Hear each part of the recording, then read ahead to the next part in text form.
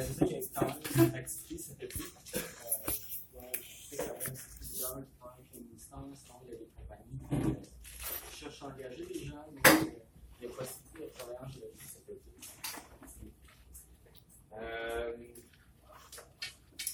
Ouais, c'est ça, la semaine dernière, il n'y avait pas de TP, il y avait des conférences, je pense que vous avez apprécié.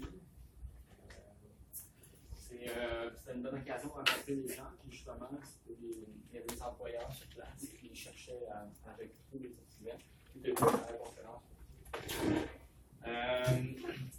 Puis, c'est ça, donc, la semaine dernière, il n'y avait pas de TP, j'ai montré l'échantillon en avant. Ça va être sur les gîtes résiduels critiques. Cette semaine, il va y avoir un TP sur les gisements sédimentaires critiques et chimiques. C'est les gîtes qu'on va voir aujourd'hui. La semaine prochaine, il va y avoir un cours sur les gisements, en fait, les gîtes diagénétiques qui sont liés à la formation, à la consolidation des roches. Ça va être dans les cours de la session, il va y avoir les années pour acheter. Ça finit quand même assez tôt. Vous avez vraiment juste un enfant pour le cours de gîte. Il reste combien de questions? Il y en a deux. Il y en a un juste avant qu'on commence. Il y en a un juste avant l'examen. Habituellement, je laisse 2 semaines pour passer le gîte, même s'il n'est pas très long. Je pourrais le faire un peu plus long. Non.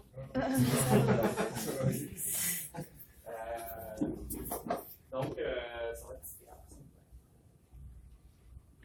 Il y a quelques années, quand moi j'ai fait le cours en 2003, on a fait un examen sur le terrain. Mais là, je pense qu'il y a un peu trop de neige. C'est ça, donc cette semaine, on va voir les gisements, les gîtes sédimentaires critiques et chimiques. C'est des gîtes quand même assez importants pour, entre autres, les ressources en or, en uranium et en fer. C'est des ressources importantes qui sont utilisées largement sur la planète. Donc, les gisements sédimentaires critiques, on va essentiellement parler de placers, de placers marins, placers alluvionnaires. C'est essentiellement des gîtes de métaux lourds. Donc, des métaux lourds, des minéraux lourds qui sont concentrés dans les rivières. Donc, avec le processus d'érosion qui libère les minéraux. Puis ensuite, de concentration fluviatile, simplement avec le jeu des courants, des oxydants, des obstacles dans les métaux. Et on peut réussir à produire des concentrations métallifères de minéraux lourds, de divers minéraux lourds, ça peut être l'or, le platine, le palladium, le zirconium, titane, pierres précieuses, jade, etc. Donc, c'est essentiellement des processus qui sont liés à la sédimentation. Les roches hautes, les placers, peuvent être essentiellement les dépôts glaciaires qui peuvent être remaniés, par exemple en Estrie. On va voir l'exemple de la Beauce. On peut avoir des placers éoliens qui sont liés essentiellement dans des régions désertiques où on peut avoir une concentration simplement par le vent, des minéraux lourds. Des alluvions, donc une concentration alluvionnaire, fluviatile dans les deltas ou les rivières. Donc, dans les grands deltas, on peut avoir des accumulations de minéraux lourds. Dans certaines configurations de rivières, on peut avoir des zones favorables à la concentration de minéraux lourds, dans certains alluvions. Et enfin, le long des plages marines, c'est les placers marins essentiellement. Ensuite, on va voir les gîtes sédimentaires chimiques qui sont liés à la sédimentation chimique essentiellement sur les plateformes continentales pour former des formations de fer, des formations de manganèse ou des phosphorites. Donc, il y a d'autres gisements sédimentaires chimiques, mais c'est les principaux qu'on va voir. C'est les plus importants. La photo que vous avez en arrière-plan, c'est une caravane de prospecteurs. C'est essentiellement entre 1800, la découverte des placers du Mother Lode en Californie, qui a conduit ensuite au développement effréné de l'Ouest américain, la fondation de la ville de Sacramento, le développement de San Francisco, etc., est venu avec la découverte des placers aurifères de l'Ouest américain. En 1848, il y a eu la découverte initiale des placers. Je vais vous conter un peu une petite histoire de comment ça s'était passé. mais c'est essentiellement une découverte fortuite, comme ça arrive assez souvent. Mais c'est un prospecteur, en fait un colonialiste, qui a trouvé dans une rivière une concentration d'or. Ça s'est brûlé un peu partout aux États-Unis, il y a eu une frénésie de ruée vers l'or, surtout en 1849-1850. D'où le nom aussi des 49ers de San Francisco. Donc, ici, on voit une caravane de prospecteurs, de gens qui partaient de New York, Chicago, de tout l'Est américain, qui se dirigeaient vers les placeurs de la American River ou la rivière Sacramento dans l'Ouest américain. Les prospecteurs passaient soit par le continent, donc montaient une caravane, les chevaux, toute la famille traversaient la Sierra Nevada, passaient par l'Amérique du Sud, contournaient le Chili, l'Argentine, allaient en bateau jusqu'à Sacramento, puis passaient par le Mexique, le Panama, etc. C'était vraiment, pour cette époque-là, c'était vraiment un changement social, économique, développement aussi de l'Ouest américain. C'est une époque intéressante. Pour le cycle des roches et minéraux, donc ici c'est juste une figure pour vous placer un peu, puis essentiellement ce qu'on a vu dans le cours, donc à date, c'est des gisements androgènes, donc qui étaient liés au processus interne de la Terre, le magmatisme, le métamorphisme aussi pour les gîtes d'or orogéniques. On a vu les gîtes qui sont liés au volcanisme aérien, sous-marin également, les VMS, les gîtes thermaux.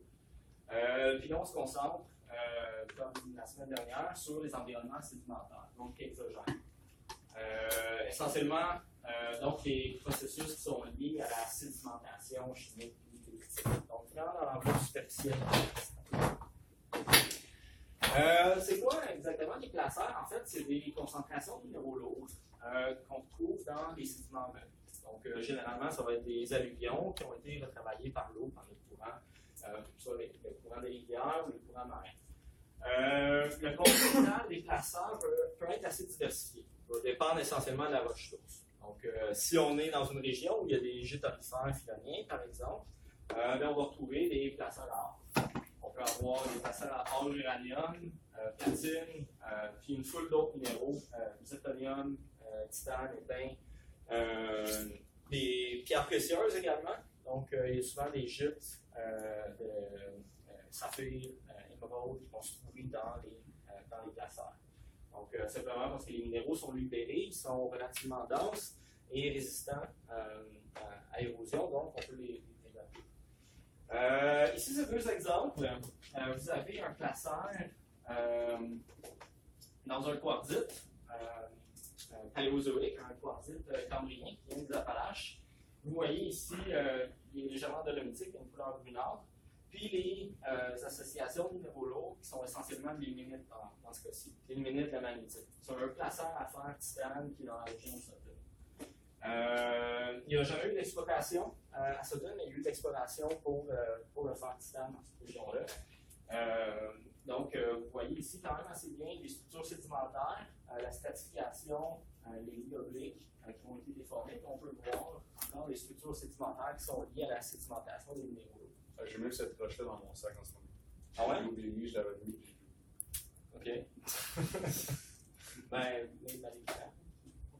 c'est quoi, tu viens de Sutton? Non, c'était pendant le camp de c'était l'excursion en dessus. Ah, OK, ouais. Ah, merci. Ah, ben, bien la bière. Ouais, dans l'Angélie structurale, on fait une excursion. Ouais, ben, c'est la fin, c'est bon. C'est la flamand. C'est pas tout à fait la flamand qu'on a vu, mais c'est la même région. Donc, ça, vous l'avez vu.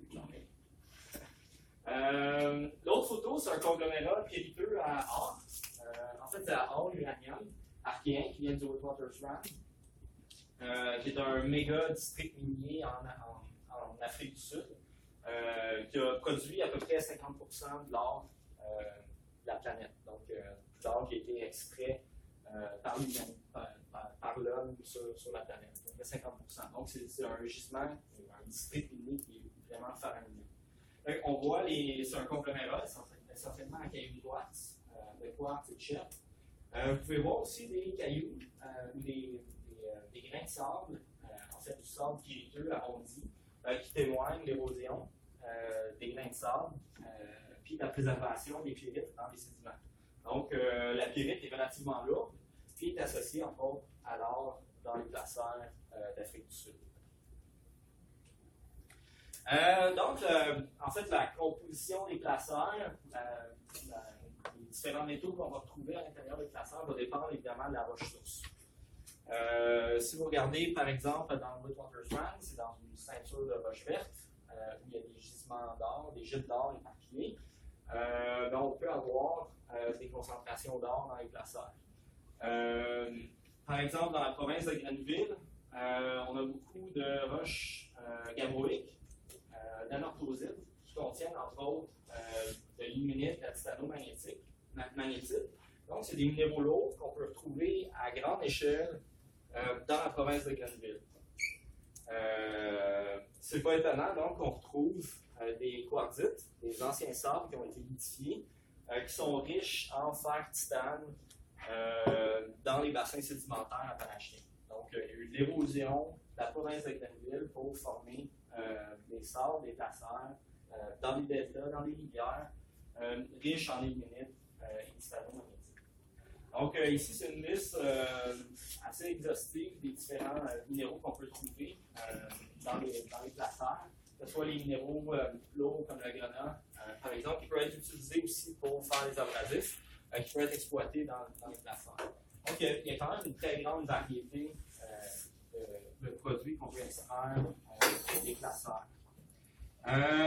Juste une petite mention, je ne l'ai pas dit, mais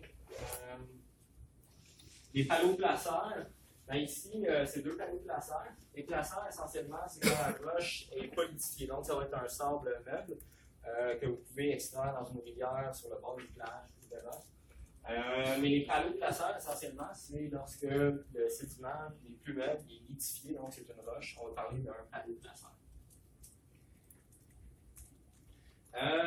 Les premiers placers qui ont été exploités au Canada sont situés en Estibos.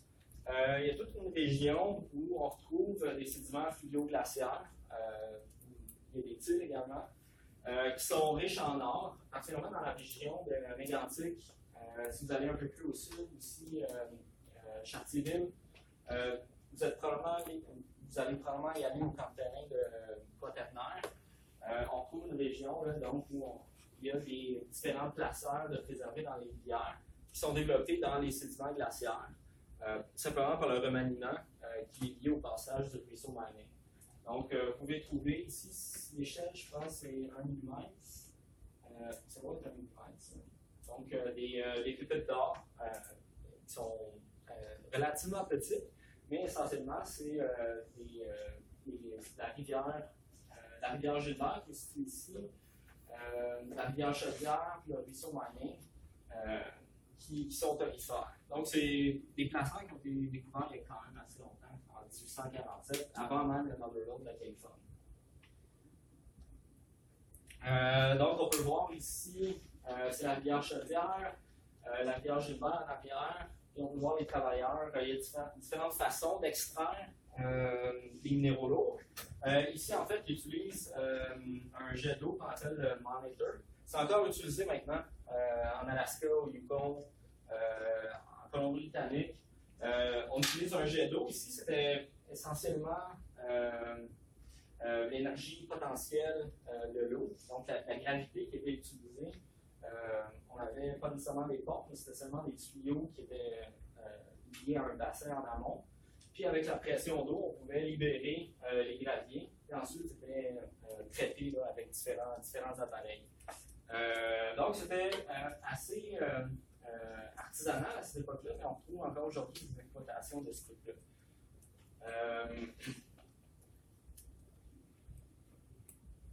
Dans le Mother Lode de la Californie, donc, c'est un district aurifère fameux. On retrouve à la fois des placers, donc des gisements secondaires, qui sont essentiellement dans les rivières, qui ont été exploités de façon artisanale. Mais dans les montagnes de la Sierra Nevada, donc ici vous avez la Sierra Nevada, Yosemite, à peu près ici, le parc de Yosemite, une belle place. C'est des montagnes quand même assez élevées. Puis vous avez ensuite le bassin de Great Valley, qui est situé ici sur un bassin sédimentaire, donc des reliefs beaucoup plus plats.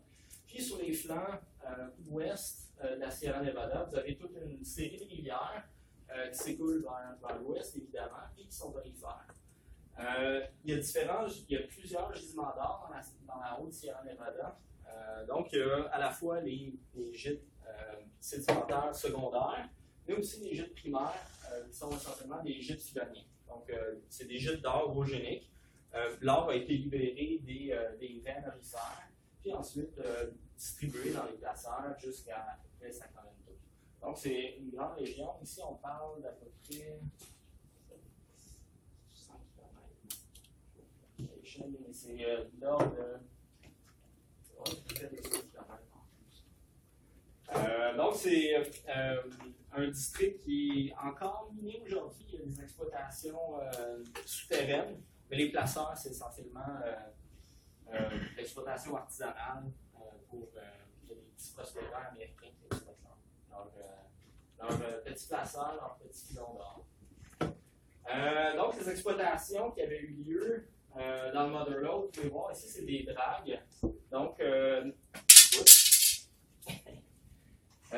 c'est une drague qui était, je ne sais pas c'est dans quelle rivière, mais qui exploitait, en fait, qui grattait les sédiments meubles.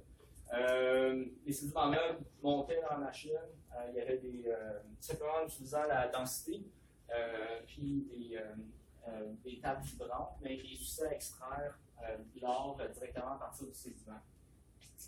On voit des prospecteurs ici qui creusent, c'est des reliefs karstiques qui sont au pied de la Sierra Nevada. Puis avec les reliefs karstiques, en fait, ça crée des obstacles, de la turbulence dans les cours d'eau. On va voir comment, mais ça permet la déposition d'or dans certains sites. Donc, les prospecteurs grattaient vraiment tous les alluvions qui étaient présents dans les milieux karstiques. Vous pouvez imaginer ici qu'il y avait des courants quand même assez forts. On peut voir des magnettes là, dans les calcaires. Puis, encore une fois, les pompes Monitor, ici, c'est essentiellement des pompes quand même assez puissantes, des jets d'eau assez puissants qui libéraient les graviers dans les rivières. Les grains d'or dans les placeurs vont très souvent avoir une forme assez particulière. Si vous avez la chance d'aller en chercher en Estrie, au Yukon ou ailleurs, vous allez voir absolument c'est des petites paillettes qui sont pas très très grosses, qui ont une forme un peu aplatie, qu'on appelle le toroïde. Donc, ils vont avoir une forme un peu angulaire comme ça. Puis comme le grain d'or se déplace dans la rivière, puis essentiellement c'est des petits feuillets d'or. Mais le bord va devenir un peu aplati puis former une espèce de toroïde, comme ça ici. Donc, c'est des grains d'or qu'on peut reconnaître assez facilement si on fait une étude pétrographique. Il y a un autre élément qu'on retrouve habituellement dans les grains d'or qui provient des placeurs. Il va très souvent avoir une bordure qui est riche en or, donc lessivée en argent. L'or et l'argent vont souvent le faire. La plupart du temps, les grains d'or, que ce soit dans les gisements d'or primaires ou secondaires, vont absolument avoir une association or-argent. Mais dans le cas des grains d'or qu'on trouve dans les placeurs, il va très souvent avoir un lessivage d'argent en bordure. Puis d'ailleurs, j'avais parlé de Brex probablement au premier cours. Le gisement de Lucerne, c'était une fraude qui a eu lieu en 1997, qui avait été, vous avez peut-être vu le film Gold. Gold, non, c'est avec Matthew McConaughey. Mais en fait, c'est une fraude qui avait eu lieu, qui avait été orchestrée par un géologue canadien, puis qui avait en fait développé un gisement d'or qui n'en était pas un. Donc, c'était supposé d'être un des plus gros porphyres épithermales, quasiment d'une histoire connue. Puis ce qui s'est produit, c'est qu'il faisait un contrôle extrêmement serré des échantillons qui sortaient du site. Donc, quand les foreuses donnaient leur échantillon, il était logué par un géologue qui était pas au courant de la fraude. Il loguait la quantité de pyrite qu'il y avait dans les échantillons. Les géologues qui étaient responsables des échantillons partaient avec en pirogue. Il avait été à quelque part le long de la rivière. Il avait acheté de l'or qui venait des placeurs. Et on saupoudrait un peu dans les échantillons en fonction de la quantité de pyrite qu'il y avait été logués par le géologue. Fait qu'il y avait quand même une fraude assez orchestrée. Puis, dans un des rapports qui avait été fait sur les minéralisations, il avait remarqué en fait que les grains d'or avaient une morphologie inhabituelle pour un gisement d'or primaire. Donc, il y avait très souvent du lessivage autour des grains d'or, puis une forme de toroïde. Ça avait été noté dans les rapports, mais bon, un peu escamoté. Peut-être que les gens avaient été aveuglés par le succès du projet. Mais si quelqu'un avait fait une intervention peut-être un peu plus poussée, on aurait, à partir des morphologies des grains d'or, on aurait pu déterminer la fraude. Donc, c'est ça, des morphologies particulières pour les grains d'or dans les placeurs. Il y a plusieurs processus qui vont gérer la sédimentation des minéraux lourds. Donc, on peut parler d'abord de la loi de Stokes. Je ne lirai pas tout ce paragraphe qui est ici. Mais c'est essentiellement une loi qui est liée à l'équivalence hydraulique. Donc, si on prend sur des grains d'or de même forme, donc si on prend deux sphères, l'action du courant est fonction de leur densité et de leur diamètre. Donc, une sphère qui est deux sphères qui ont le même diamètre, la même forme. S'il y en a une qui est plus dense que l'autre, ils ne seront pas sédimentés avec la même vitesse de courant, donc ils ne seront pas sédimentés au même endroit dans un cours d'eau. Donc, si on prend par exemple un grain de quartz, un grain de pyrite et un grain d'or, il y a une certaine équivalence hydraulique qui va exister entre la taille d'un grain de quartz qu'on peut retrouver dans un cours d'eau, au même endroit où on va retrouver un grain d'or ou un grain de pyrite. C'est très théorique, mais il y a quand même une certaine systématique. Donc, si on prend par exemple la bac qui est ici, on a la taille des grains détritiques, donc les colloïdes, les argiles, les sites, les sables, les granulats, les graviers. Donc, si on a par exemple un grain de quartz avec une granulométrie de 4 mm, bien, théoriquement, si la loi de Stokes est respectée, on devrait avoir un grain d'or d'à peu près 0,4 mm. Donc, en fonction de la taille des graviers qu'on a, on peut déterminer si on aurait de l'or très très fin ou très très grossi. La règle n'est pas toujours respectée, entre autres parce que le quartz, la pyrite et l'or vont avoir des comportements différents dans les cours d'eau. La loi de Stokes s'applique dans le cas où on a, par exemple, une sphère parfaite de quartz et une sphère parfaite d'or ou de pyrite. La pyrite, l'or et le quartz sont des comportements différents. La pyrite est assez fragile, elle peut être dissoute, fracturée par rapport au quartz. Puis l'or, généralement, ils ne font pas de sphère. Hein. C'est très souvent une paillette un peu hétérogène, donc elle va être transportée différemment par le cours d'eau. Donc, il y a une certaine équivalence hydraulique qu'on reconnaît.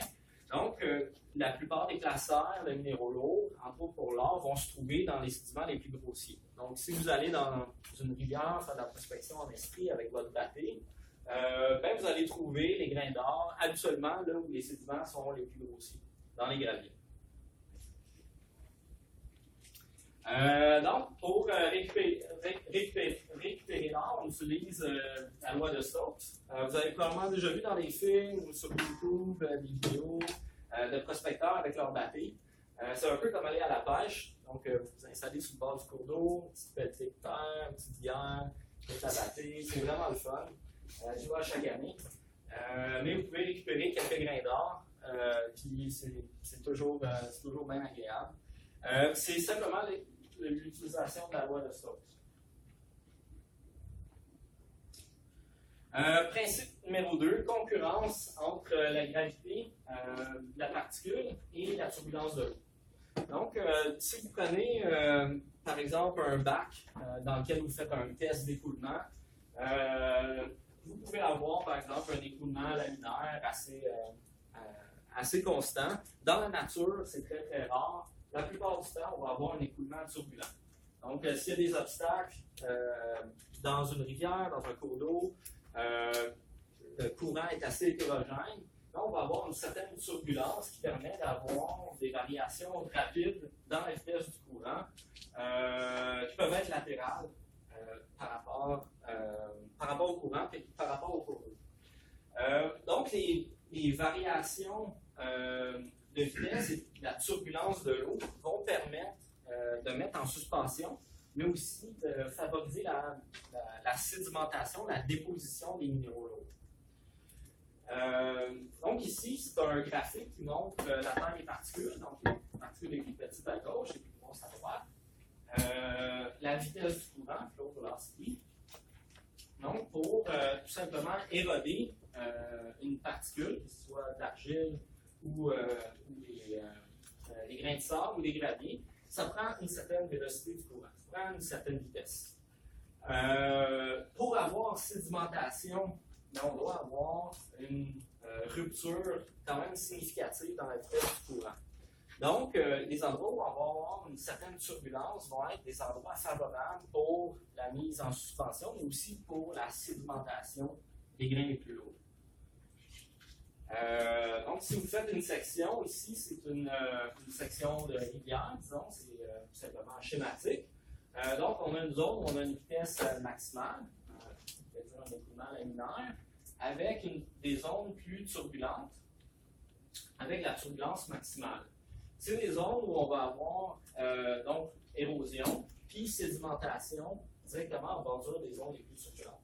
Donc, c'est là où on a des variations rapides dans la vitesse du courant. Ça va influencer en fait le site, les sites où on va pouvoir avoir la sédimentation des minéraux lourds. Si vous regardez ici, c'est un placeur, des placeurs en A, B et C, qui sont développés dans un cours d'eau qui est en fait sous forme de méandre.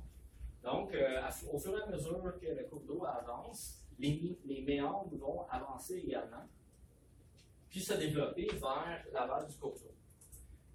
Les zones où on va avoir l'érosion vont être dans les zones externes des méandres. Donc, ici, on peut voir les phalanges. Donc, c'est là qu'on va avoir l'érosion.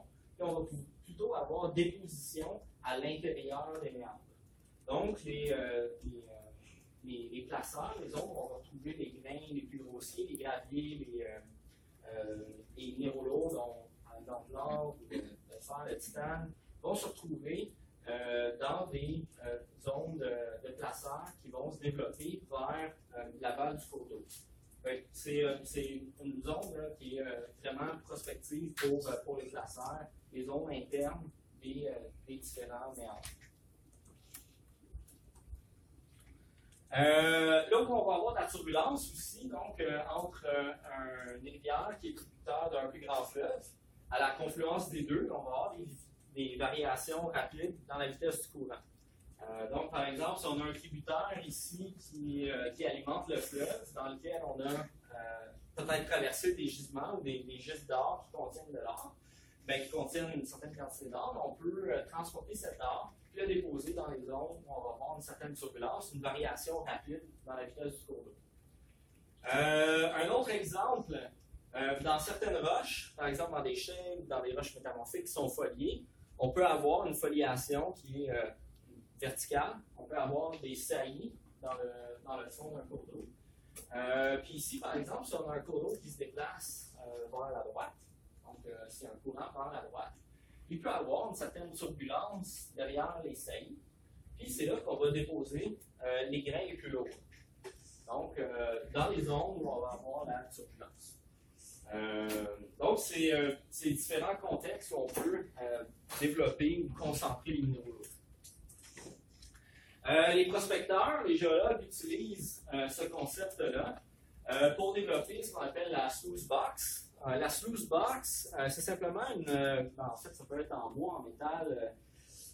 Je vais l'amener ce matin, il y en a une au sous-sol, je vais aller la chercher pour la montrer à la pause. Mais essentiellement, c'est une boîte dans laquelle on installe soit du gravier, on peut mettre des lits de roche au fond, On peut installer tout simplement des petites saillies en bois ou en métal qui sont transversales par rapport au courant. Puis simplement avec cette boîte-là, on peut faire circuler de l'eau, la mettre au fil de l'eau ou pomper de l'eau à l'intérieur. Puis simplement avec les différentes saillies, ça va induire une certaine turbulence puis permettre de concentrer les minéraux lourds, dont l'or, dans la sluice box. C'est couramment utilisé par les prospecteurs amateurs. C'était utilisé largement dans le Mother Lode de la Californie. Donc ici, vous pouvez voir les prospecteurs, les géologues qui exploitent les placeurs. Donc, ils installent des boîtes en bois dans lesquelles ils ont mis des lits de gravier. Il y en a qui installent simplement des tapis, mais simplement des obstacles là, qui permettent d'avoir une certaine turbulence. On les met au fil de l'eau, donc il y a de l'eau qui circule à l'intérieur, puis les minéraux lourds sont concentrés simplement à cause de la turbulence. C'est utilisé à grande échelle aussi dans certains pays, entre autres en Alaska, ici c'est un exemple en Bolivie, mais essentiellement on voit une drague qui se déplace au fil de l'eau, qui gratte le fond de la rivière, puis qui sépare l'or des graviers dans un environnement fluviatique. L'effet de jig, ça peut être un autre processus. La jig à Noël, c'est jig. Mais c'est simplement, c'est un principe qui est quand même assez simple. En fait, c'est que les minéraux les plus lourds, les plus denses, vont se retrouver au fond d'un lit de gravier, dans les obstacles, au fond de la rivière. Donc, avec le brassage du gravier, les grains les plus denses vont migrer vers le bas du lit sédimentaire, puis très souvent vont se retrouver dans les fractures, dans les racines, dans le fond des cours d'eau. Donc, c'est également un processus qui a été exploité par les prospecteurs. Donc, ici, on voit des jeunes prospecteurs qui utilisent ce qu'on appelle le rocker. Le rocker, c'est une variété de la sluice box, mais c'est simplement une boîte, un peu comme une chaise berçante, dans laquelle on met les sédiments. On brasse le tout, il y a un petit tamis à la base, puis l'or est concentré vraiment dans le fond du bac en bois. Puis ici, on a installé une sluice, donc une autre boîte avec les fameuses saillies qui permettent d'avoir une certaine turbulence, puis d'accumuler l'or entre les différentes saillies. Donc, c'est une autre application du principe de jig. Ensuite, le granuloclassement. Donc, le granuloclassement, c'est pas très, très compliqué. Donc, les grains les plus lourds vont se retrouver à la base, puis on va avoir une certaine gradation avec les sédiments les plus fins qui vont se retrouver par-dessus. Mais tout ça, en fait, c'est pour expliquer le fait qu'on retrouve généralement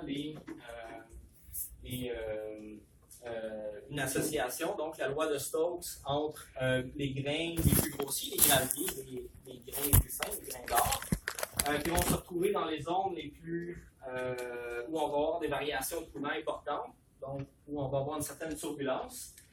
Les grains les plus lourds vont se retrouver à la base des cours d'eau qui sont généralement granuloclassés. C'est les principaux principes qui vont gérer la sédimentation des minéraux lourds dans les placeurs. J'ai quelques exemples ici à vous montrer pour les placeurs de minéraux lourds, en particulier pour l'or et l'uranium. Il y a des exemples au Canada qui ont été assez importants à une certaine époque, entre autres à Elliott Lake, où on trouve des placeurs à uranium. Mais plus particulièrement dans la région d'Afrique du Sud, le fameux gisement du Witwatersrand. Donc, c'est un méga gisement d'or. Witwatersrand, ça veut dire crête des eaux blanches, donc Witwatersrand.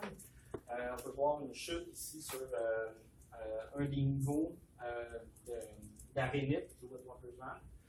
C'est la photo que j'ai montrée tantôt, donc vous pouvez assez bien voir la taille des grains de quartz, donc des cailloux de quartz qui alternent avec des niveaux riches en pyrite. C'est dans ces niveaux riches en pyrite, généralement, qu'on va trouver les grains d'or. Quand est-ce qu'on retrouve les paléoplaceurs ou les placeurs à or uranium? C'est essentiellement à l'Archéen. Donc, à l'Archéen, puis dans les époques un peu plus récentes. Archéen et paléoprotérozoïque. Pourquoi? En fait, c'est des époques où on a une forte sédimentation alluvionnaire qui dérive de l'érosion des ceintures de roches vertes, donc les ceintures de roches vertes archéennes, paléoprotérozoïques, puis on peut avoir l'accumulation de l'or dans ces environnements-là. C'est également une époque où, en fait, les eaux de surface étaient anoxiques. Donc, les eaux de surface n'étaient pas oxygénées. Puis dans ces cas-là, la pyrite, en fait, peut être stable. Donc, aujourd'hui, si on érode, par exemple, un gîte de sulfure massif qui contient de la pyrite va être complètement dissoute, ça va former de l'acide sulfurique et des sulfates. C'est un principe d'oxydation simple. À l'Archéen, au paléoprotérozoïque, les eaux étaient peu ou pas oxygénées, puis la pyrite était stable. Donc, la pyrite pouvait être préservée dans les cours d'eau, être transportée, accumulée, au même titre que l'or dans les placers. C'est la même chose pour l'uranium. Très souvent, les paléoplacers à or et pyrite, les fameux conglomérats à cailloux de quartz aurifères, vont contenir une certaine part, une certaine concentration d'uranium. Encore une fois, à l'Archéen, les eaux de surface étaient anoxiques. L'uranium est stable en milieu oxyque. Donc, est stable sous forme d'uraninite, d'oxyde d'uranium. En fait, est soluble. Est soluble. Je me fous. À l'Archéen, en fait, les eaux de surface étaient réduites. Donc, l'uranium était stable.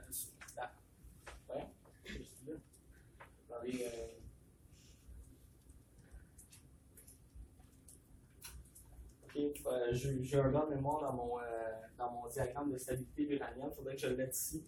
Mais en fait, l'uranium est stable sous forme d'oxyde. Donc, dans les paléoplacers de minéraux lourds, l'uranium était localement stable et transporté au même titre que l'or pour former les paléoplacers, entre autres, à Elliott Lake, où on retrouve, c'est un ancien gîte d'uranium qui a été exploité jusque dans les années 70-80. Puis dans ce placeur-là, on retrouvait essentiellement de l'uranium, mais pas d'or. Donc, tout dépendant du type de source qu'on avait, dans ce cas-ci, il y avait très peu, voire pas d'or, puis on a essentiellement de l'uranium. Donc, à Elliott Lake, ici, vous pouvez voir, c'est le bassin sédimentaire, c'est un bassin sédimentaire paléoprotérozoïque. C'est situé vraiment pas très loin du lac supérieur, dans le nord de l'Ontario, où on a le conglomérat à cailloux de quartz, qui fait partie du groupe d'Elliott Lake.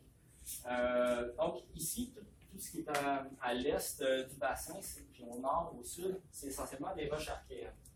Donc, c'est des roches, des ceintures de roches vertes, des lignotolites qui ont été érodées. Puis on retrouve à certains endroits dans le groupe d'Elliott Lake des paléochenaux où on retrouve des accumulations de minéraux lourds. Donc, dans ces accumulations-là, on va retrouver essentiellement l'uraninite, un peu de magnétite dans les conglomérats. Si on fait une section, maintenant, vous pouvez voir les zones où on va retrouver vraiment les minéraux lourds, l'uraninite. C'est vraiment dans les paléochenaux. Donc, les zones où on avait un transport de minéraux lourds, un transport plus important, alluvionnaire, c'est là qu'on va avoir le dépôt de l'uraninite. Quelques exemples de photos. Ici, c'est un conglomérat d'Elliott Lake. Vous pouvez voir les cailloux de quartz qui sont relativement bien arrondis. Puis quand on regarde dans le détail, il y a quand même beaucoup de pyrite. Donc, la pyrite était stable. En fait, si vous utilisez votre SPP2, un détecteur des particules radioactives, vous allez voir que ce conglomérat-là est particulièrement uranifère. Le Witwatersrand, c'est un autre exemple de paléoplacer. C'est un méga-gisement d'or. J'ai déjà mentionné le Witwatersrand. Mais c'est un gisement d'or, en fait, un district aurifère qui a joué un rôle quand même assez important dans le développement de l'Afrique du Sud, pour le bon ou le mal, disons.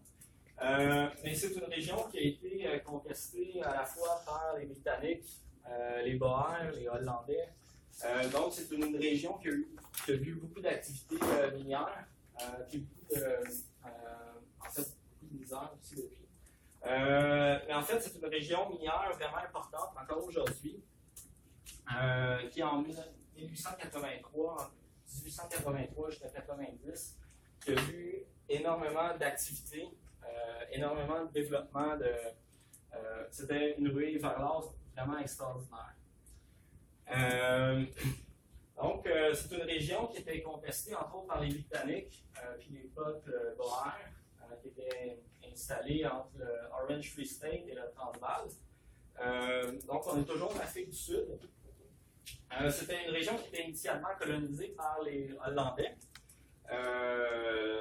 Les Hollandais, il y avait des peuples germanophones aussi, qui se sont mis ensemble pour former l'État d'Orange et le Transvaal, pour former les États Boers. Donc, c'était des gens qui étaient installés, essentiellement des paysans, dans ces régions-là. En 1883, 84, 86, il y a eu des grandes découvertes des paléoplaceurs, donc des Witwatersrand. Il y avait des crêtes de conglomérats à cailloux de quartz qui étaient aurifères et uranifères. Puis dans la région de Johannesburg, c'est là qu'on a vu les plus grands développements. Il y a eu par la suite en fait une conquête de ces régions-là par les Britanniques, qui a conduit à ce qu'on appelle la guerre des Boers entre 1890 et jusqu'en 1899. Mais donc c'est une région qui a été contestée entre autres à cause de la découverte des gisements d'or, puis l'exploitation entre autres par les Boers et les Britanniques par la suite. Encore aujourd'hui, il y a des mines souterraines qui sont très actives. Les mines les plus profondes de la planète se trouvent dans le Witwatersrand jusqu'à à peu près 4 km. Donc, il y a encore énormément d'activités minières dans ce secteur-là. Ça, c'est une carte géologique simplifiée où on voit essentiellement le contour du Witwatersrand, donc tout ce qui est dans le gris. Puis on voit les principaux districts aurifères. Donc, les différents paléoplaceurs sont vraiment concentrés dans des zones où on avait probablement un apport d'or qui était focalisé à partir des ceintures de roches vertes environnantes, puis focalisé sous la forme de delta à la base vraiment du Witwatersrand, de la séquence du Witwatersrand. Le Witwatersrand, c'est un bassin sédimentaire ancien quand même, c'est archéen, un méso-archéen, 3,7 à 2,7 milliards d'années. Donc, le bassin sédimentaire très ancien. Ici, c'est une carte un peu plus détaillée. On voit encore le contour du Witwatersrand. Donc, un bassin sédimentaire qui fait ici, vous pouvez voir l'échelle, c'est 100 km, 100, 200, 300 km. Un bassin très, très considérable. Au cœur du bassin, il y a quelque chose de particulier. C'est le cratère de Vedova. En fait, c'est le plus gros cratère météoritique sur la planète. C'est une météorite qui a frappé le centre du bassin sédimentaire et qui a en plus permis une remontée du cœur du bassin.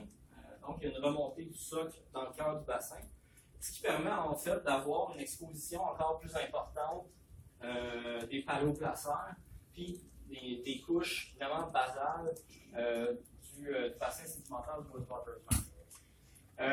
On peut voir aussi les fameux RAN, donc les zones aurifères qui sont vraiment à la base de la séquence.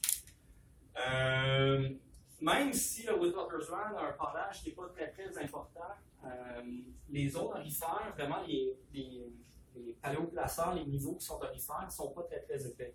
Donc ça peut aller de quelques dizaines de centimètres à 2-3 mètres. Donc c'est de l'or qui est très très concentré, mais ça forme des bacs qui sont relativement un peu épais. Donc pour l'exploitation, les pendages sont relativement faibles aussi, donc on va parler de 30 à 40, 50 degrés.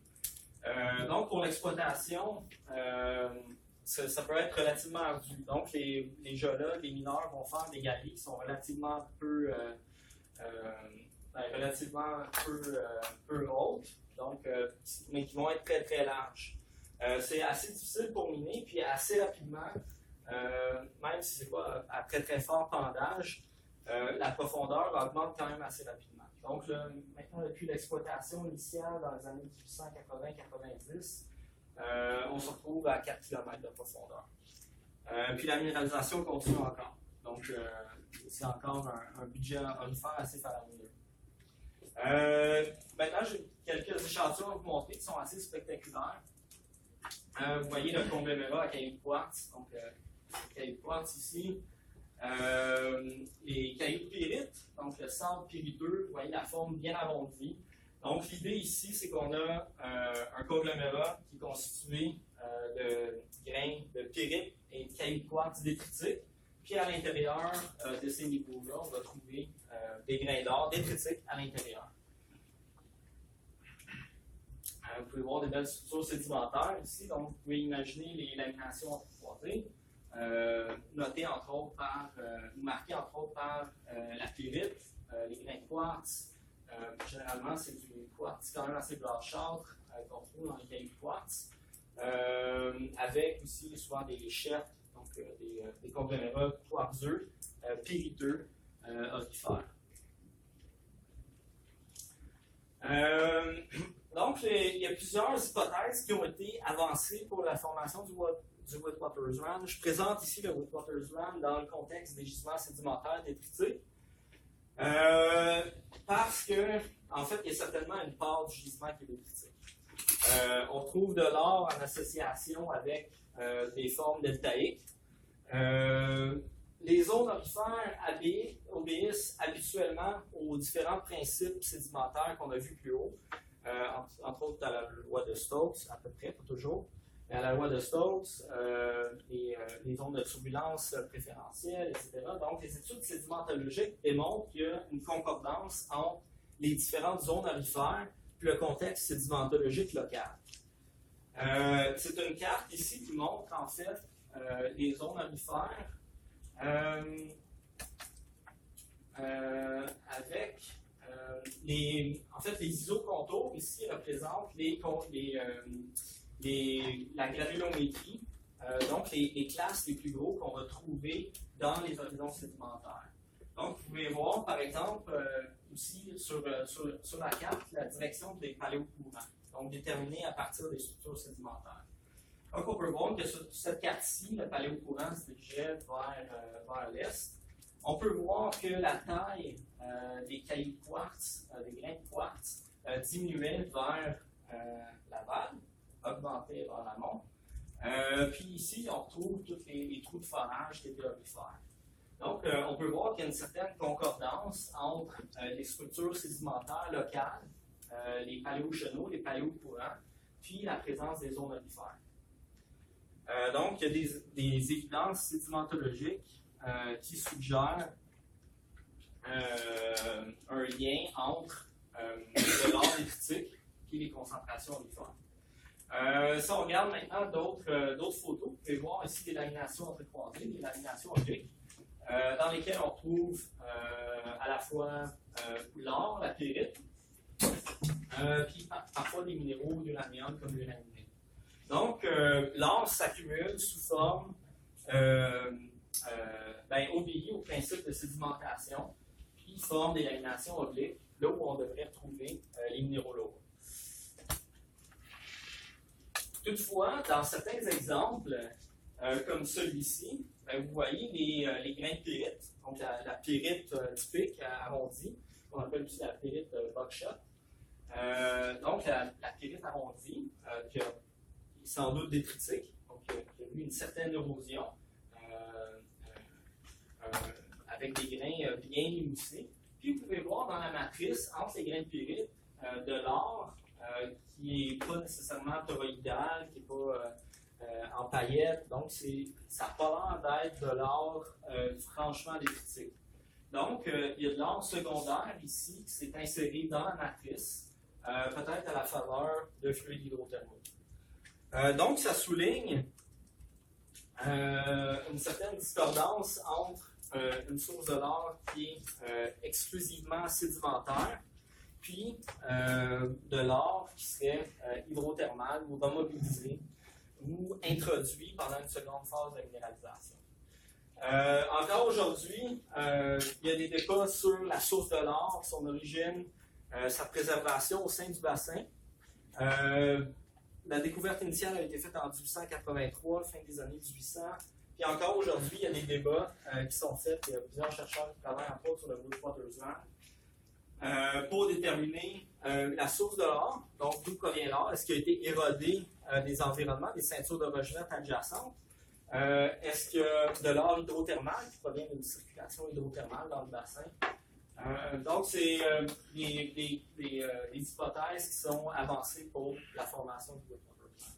Vous pourrez lire, ici, c'est des arguments pour et contre l'or hydrothermal par rapport à l'or sédimentaire.